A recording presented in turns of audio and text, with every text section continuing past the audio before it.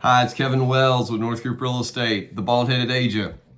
And I wanted to update you today about what's about to happen July 1. So long story short is, we as buyer's agents, I work both the buying and listing side. Nonetheless, we as buyer's agents who act in that capacity, we are going to have a buyer's agency agreement written and signed before we go show houses from now on. It will be a legal requirement, just like having a pre-approval letter. And the reason we have to do all this is because of some of the court cases that went on in different states, because of people not knowing, moreover sellers not knowing how much they're being charged by listing agents. So unfortunately, that kind of came down the line and is now affecting everybody. So but long story short is, within this buyer's agency agreement, we are also going to have to discuss and disclose that we are going to have to charge you as the buyer a percentage of the sales price. And it's part of this, the tricky part of this is that, and the tricky part of this is because there will no longer be a percentage that the listing agent is placing on the market for us to know what a buyer's agent is being compensated for.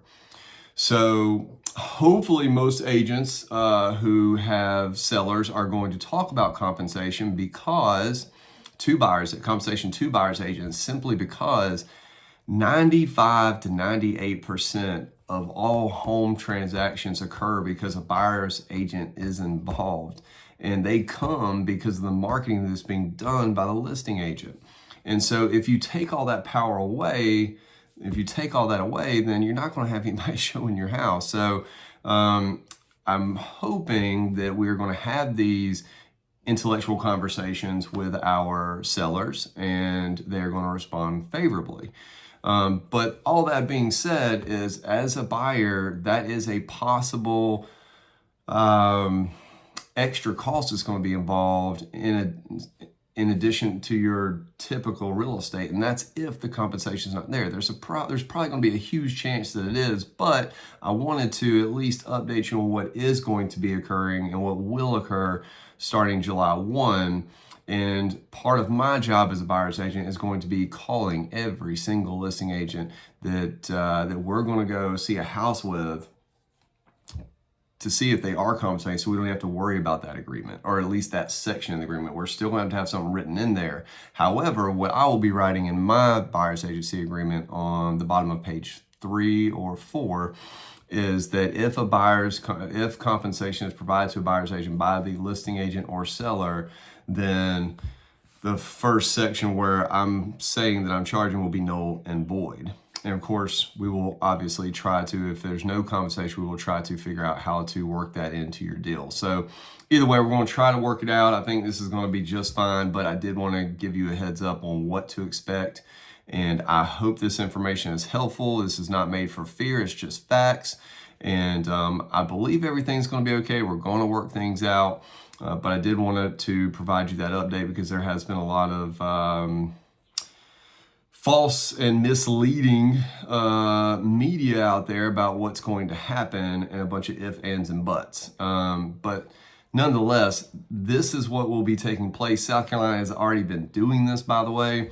The only thing we haven't taken away is showing the percentage that the listing agent is providing to the buyer's agent. So that's the only thing we're taking out. It's pretty plain and simple in our listing agreements. When I have those with sellers, it's very plain and clear how much I'm charging, how much is going to each side. So again, unfortunately, we're having the repercussions based on other people's fallacies. So unfortunately, that's just where we're at with things in the real estate world.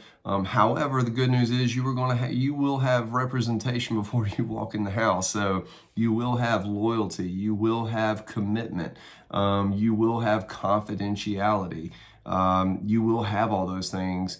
Because when you don't have that buyer's agency agreement and contract, technically we all work for the seller. So it is actually really a great thing.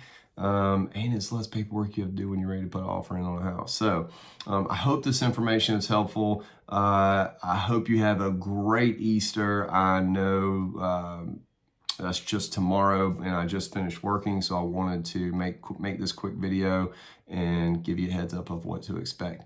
All right, you guys take care. If you have any questions, if you've been on the fence about purchasing a home and don't want to have to worry about any of these agreements, and I wouldn't say have to worry about the agreement, we still have to make one, but worry about that. Give me a call, and I'd be more than happy to help you find your dream home. All right, take care. And if you are listing a home, if you have questions about what that's going to look like, definitely give me a call about that as well, to help you maneuver that if it's after July 1st.